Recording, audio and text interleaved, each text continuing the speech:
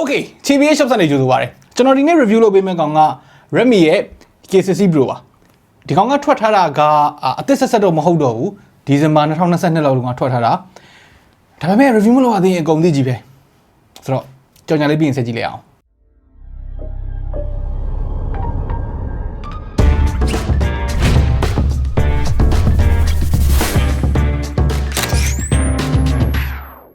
Wow, ultra clear. Redmi ရဲ့ K series ကဒီအနှစ်အလားပေါ့နော်တက်တန်းတစ်လျှောက်မှာ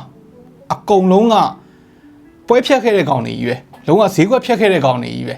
ကျွန်တော်တို့ဂျားထဲမှာ K50 တို့ K40 လုပ်လိုက်ရတာ review K40 တော့လုပ်လိုက်ရတယ်နော် K50 ကလုံးဝပျောက်သွားတယ်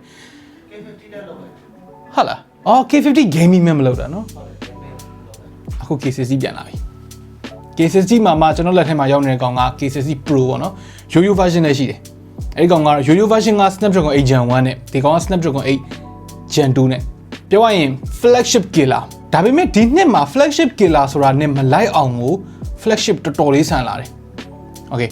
body ဘိုင်းကနေစပြောမယ်ထုံးစံနိုင်မယ် body ဘိုင်းကိုကြည့်လိုက်ရင်တော့ဒါ flagship phone မဟုတ်မှန်းကတော့တန်းသိတာတယ်ဒါပေမဲ့ပေါ်ပဲဖြစ်နေလို့တော့မဟုတ်ဘူး Xiaomi 13 series တွေနဲ့ရှင်လိုက်ရင်တော့သူတို့ရဲ့ build quality နဲ့သူတို့ရဲ့ design တွေကိုတော့ဘယ်လို့မှမမှီတာတော့သိကြတယ် design ကရှင်းတယ်နောက်ဘက်ကဖြောင်းမယ်အမဲပေါ့နော်ဒါပေမဲ့ဖြောင်းဆိုပေမဲ့ဒီဘေးပေါင်ဟိုဘက်နဲ့ဒီဘက်နဲ့မှာသူက carbon fiber texture လေးတွေလုပ်ပေးတာ texture မဟုတ်ပါဘူးကင်ကြည့်ရင်တော့ဘာမှမသိရဘူးဒါပေမဲ့ကြည့်လိုက်ရင်တော့အကွက်လေးလုပ်ပေးထားတယ်ပေါ့ဗျာအဖြူရောင်ကတော့လုံးဝဖြောင်းမယ်နောက်ကအသားကတော့အဲ့လိုမျိုးပဲလက်ရအရန်ထင်တယ်တိတ်ပြီးတော့ကြည့်ရတာတော့တိတ်ပြီးတော့မလှဘူးပေါ့နော်အပေါ်အောက်ဘောင်တွေကဖျားတွေဘေးက table edge လုပ်ထားတယ် table edge လုပ်ထားတယ်ဆိုပေမဲ့ဒီနားလေးကတော့နည်းနည်းလေးအပြားလေးတေးသေးလေးပါတယ်ဆိုတော့လက်ထဲမှာကန်ရတာတော့မဆိုးဘူး200 gram ရှိတယ်မလေးလုံးမပေါ့လွန်းမယ်ဘာမှအပြင်ကိုကြည့်လိုက်လို့ရှိရင်တော့ဘာမှထူးတဲ့ဖုန်းလို့ထင်မှာမဟုတ်ဘူးအပေါ်ဘက်ကိုကြည့်လိုက်လို့ရှိရင် Air Blaster ရဲ့ mic ပေါက်ရဲ့ speaker ပေါက်ရဲ့အောက်ဘက်ကိုကြည့်လိုက်မယ်ဆိုလို့ရှိရင် SIM tray ရဲ့ mic ပေါက်ရဲ့ Type C charging ရဲ့နောက်ထပ် speaker ရဲ့ဒါပဲညာဘက်မှာvolume up down ရှိမယ် power button ရှိမယ်ဒီဖုန်းမှာကျွန်တော်မကြိုက်တဲ့နေရာပေါ့နော်မကြိုက်တာဆိုတာအပြစ်တင်တာတော့မဟုတ်ဘူးဒါပေမဲ့ကြိုက်တဲ့အထဲမှာမပါတဲ့ကောင်ကဒါနဲ့တင်ပြီးသွားပြီကျွန်တော်ကြိုက်တဲ့ပထမဦးဆုံးအချက်ကိုစပြောချင်တယ်သူရဲ့ပထမဦးဆုံးကျွန်တော်ကြိုက်တဲ့ချက်ကသူ့ရဲ့ display တော်တော်ကြီးကိုမိုက်တယ်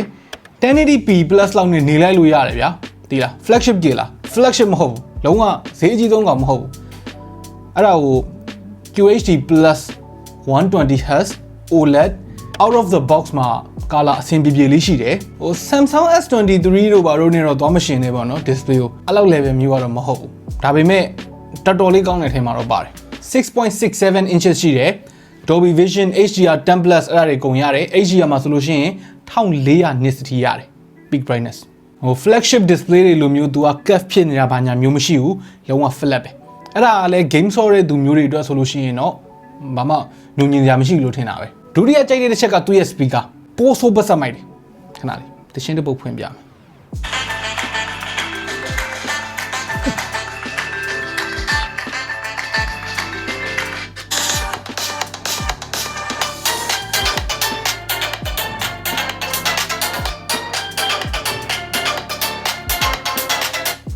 သူ့ရဲ့အတန်တော်တော်လေး full sounding ဖြစ်တယ်လို့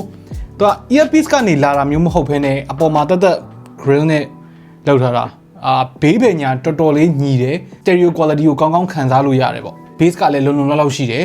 တခြားသော flagship killer ဆန်ဆန်ကောင်းတွေပေါ့ဥပမာ IQ Neo 7တို့ပါလို့ရှင်းလိုက်ရင်ဒီကောင်က9လောက်ပိုတာတယ်တတိယတစ်ချက်ကြိုက်တဲ့ကောင်ကသူ့ရဲ့ haptic feedback ကအရင်ကထက်ဆိုတာထက်ဗျာကျွန်တော် lateral review လုပ်ဖြစ်တဲ့ upper mid range တွေတို့ flagship killer တွေတို့အဲ့ဒီကောင်တွေထက်ပိုပြီးတော့ sharp ဖြစ်တယ်ပိုပြီးတော့တိကျတယ်အဲ့နေရာမှာလည်းသူတို့ဝေးမလျှော့ထားဘူးနောက်တစ်ချက်ကြိုက်တဲ့ဟာကတော့သူ့ရဲ့ performance က Snapdragon 8 Gen 2တခြား high end phone တွေတခြား flagship phone တွေအဲ့ဒါတွေနဲ့ကတော့ဘာမှထူးခြားနေတာမရှိဘူးဆိုပေမဲ့ Snapdragon 8 Gen 2ကကျွန်တော်အခုမှတေချာသုံးပြဖူးတာပေါ့နော်တော်တော်လေးကိုကောင်းတယ် Snapdragon 8 Gen 1နဲ့တခြားစီကိုကွာတယ်ရုပ်တရက်သိရမလားbenchmark လောက်လေးပဲနည်းနည်းပါးပါးလေးပဲလုပ်မယ်ဟို game လေးနည်းနည်းလေးဆိုဒီ game လေးနည်းနည်းလေးဆော့လောက်ဆိုလို့ရှိရင်တော့အရင်ကြီးမသိတာဘူးဆိုပေမဲ့ Genshin Impact လို game မျိုးကို setting အမြင့်ဆုံးထားပြီးတော့60 FPS နဲ့နိုင်ဝက်လောက်ဆော့လိုက်မယ်ဆိုလို့ရှိရင်တော်တော်လေးတည်တာလာလိမ့်မယ်သူ့ရဲ့အပူကိုထိန်းချုပ်နိုင်စွမ်းကလည်းတော်တော်လေးကောင်းသလို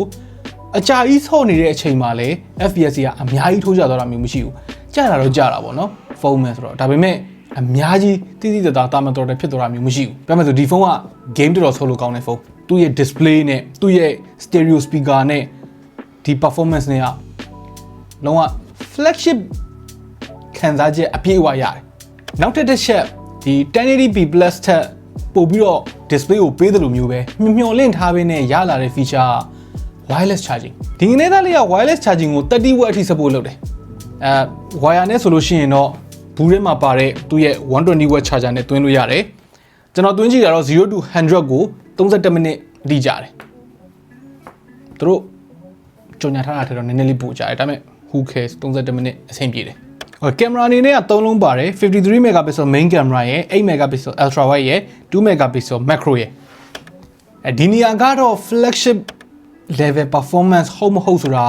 နည်းနည်းလေးအငင်းပွားစရာလေးရှိတယ်မနေ့ပိုင်းမှာရိုက်တဲ့ပုံတွေကတော့အခုဒီမှာမြင်ရတဲ့အတိုင်းပဲတော်တော်လေးကိုကောင်းတယ်အလင်းရောင်လုံလောက်ရှိရင်ပေါ့နော်အလင်းရောင်မလုံလောက်ဘူးဆိုလို့ရှိရင်ဒီနေရာမှာစစကားပြောလာတယ်သူ့ရဲ့ night mode ကကောင်းတာတော့တော်တော်ကောင်းတယ်မှောင်နေတာတွေကိုတော့လင်းနေအောင်လုပ်ပေးတယ်ဒါပေမဲ့သူ့ရဲ့ algorithm အလုံးလုံးတဲ့ပုံစံကတိတ်ပြီးတော့တဘာဝမကျဘူးအရင်ကြီးလင်းလွန်းနေတယ်ဗျာ over expose ဖြစ်နေတယ် night shot တွေမှာလေဒါပေမဲ့ဒီလိုပုံမျိုးမှာဆိုလို့ရှိရင်ဒီကားရဲ့ဖင်နောက်ကနေရာလေးတွေအဲ့ဒီနေရာ shadow တွေကအပြင်ကမျက်စိနဲ့တောင်တေချာမမြင်ရဘူးဒီနေရာမှာဆိုလဲနောက်ခံကဒီတိုက်တန်းလျားတွေကအဲ့ဒီအယောင်တွေကအပြင်မျက်စိနဲ့မမြင်ရဘူးအဲ့လိုမျိုးမမြင်ရတဲ့နေရာအရန်မှောင်နေတဲ့နေရာဒီတေးတွေကိုဆွဲတင်တာတော့ကောင်းတယ် noise လည်းတိတ်မရှိဘူးဒါပေမဲ့တဘာဝတော့မကြောက်ဘူးပြီးတော့ white balance ပြဿနာလည်းနည်းနည်းလေးရှိတယ်ဒီပုံနှစ်ပုံကတနေရာတိုင်းမှာရိုက်ထားတာဆိုလိုချင်တာကဒီနေရာမှာမီးအဝါရောင်ထွန်းထားတာဒီပုံမှာကျတော့ခွာနေပြီးတော့ဒီပုံမှာကျတော့ပြာနေတခုခုတော့တခုခုပဲကျန်တော့အများကြီးစောတကတက်နေကြမရှိဘူးကျွန်တော်အနေနဲ့ကတော့ဒါလက်ခံနိုင်တာထက်ပိုတဲ့အနေအထားတစ်ခုမှရှိတယ်အထူးဆန်းတာနောက်တစ်ခုရှိသေးတယ် PUBG ကဒီကောင်မှာ90 fps mode ကမရရအောင်ကျွန်တော်ထင်တာတော့ PUBG 90 fps ကတက် PUBG က support လုပ်ပြီးတော့မှသူတို့ဖွင့်ပြီးတော့မှဒီ supported device list ထဲမှာပါတော့မှရတဲ့သဘောမှရှိတယ် SoC နဲ့ဆိုင်မမရဘူးဆိုတော့ဒီကောင်မှမရဘူးကျန်တဲ့ setting တွေအကုန်ပွင့်နေဗျာပြောရရင်တော့ကျွန်တော်ကကင်မရာကိုအရန်တဘာဝကြတာမှလိုချင်တာကင်မရာကိုအရန်ကောင်းတဲ့ဖုန်းမှလိုချင်တာဈေးကတော့ဒီလောက်သုံးမယ်ဆိုတဲ့သူမျိုးပါပေါ့နော်ဒီ K60 Pro ဝယ်သင့်လားလို့လာမေးရင်တော့ကျွန်တော်ရိုက်ထားတဲ့ပုံတွေနဲ့ကျွန်တော်ခုနကပြောလိုက်တဲ့ဟာတွေနဲ့ကိုရှင်ကြည့်လက်ခံနိုင်တယ်လင်းတာကိုကြိုက်တယ်လင်းလေးကောင်းလေးပဲဆိုလို့ရှိရင်တော့တမျိုးပေါ့နော်အဲ့လိုမဟုတ်ဘူးဆိုလို့ရှိရင်တော့ဒီဈေးမှာဒီထက်ကင်မရာကောင်းတဲ့ဖုန်းကတော့ရှိအောင်မယ်လို့ကျွန်တော်တစ်ထစ်ချယုံကြည်တယ်ဒါပေမဲ့အဲ့လိုလူကလွဲလို့တခြားသောလူအကုန်လုံးကင်မရာကိုအရန်ကြီးမကောင်းလဲနေပါစေကြံတဲ့ဟာတွေကိုလုံးဝလက်မလျော့ခြင်းမူးဆိုတဲ့သူတွေအတွက်ကဒီလောက် all rounder ကောင်းတဲ့ဖုန်းကဒီဈေးမှာရှိကိုရှိမှာမဟုတ်ဒီတဲ့ဈေးသက်သာတဲ့ Snapdragon 8 Gen 2ဖုန်းတွေရှိနိုင်တယ်ဒါပေမဲ့ UI မှာဝဲဆွဲနေတာမျိုးတွေ haptic feedback ကြီးကဝဲဆွဲနေတာမျိုးတွေ speaker ကမကောင်းတာတွေတင်နေရမဟုတ်တနေရအလျှော့ခံထားရမှာပဲဗျာဒီကောင်ကအဲ့လိုရှော့ခံထားရတာအနည်းဆုံး all rounder အကောင်းဆုံး2023ရဲ့ flagship ကလာလို့ပြောလို့ရတယ်ဆိုတော့ခင်ဗျားတို့ရောဒီ K60 Pro လေးကိုဘယ်လိုမြင်လဲသုံးနေတဲ့သူတွေကရောဘယ်လိုခံစားချက်လေးရှိလဲကျွန်တော်ပြောရတာနဲ့ထထဲကြလားအောက်က comment တွေမှာဝင်ရောက်ဆွေးနွေးညှိနှိုင်းသွားလို့ရပါတယ် okay နောက်နေ့မှတွေ့တော့